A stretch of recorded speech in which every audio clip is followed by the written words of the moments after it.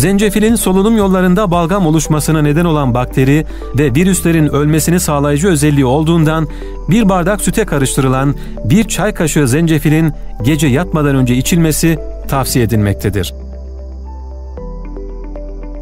Zerdeçal, güçlü antiseptik içeriğine sahiptir. Solunum yollarında aşırı mukus üretimine neden olan bakterilerin ölmesini sağlar. Anason bitkilerinde çeşitli maddeler vardır. Bu maddeler burun tıkanıklığını geçirerek mukus oluşumunu gidermeye yardımcı olur. Okaliptüs, öksürüğü kontrol altına alan ve solunum yollarını rahatlatan, mukolitik ve balgam söktürücü özelliği olan en iyi bitkilerdendir.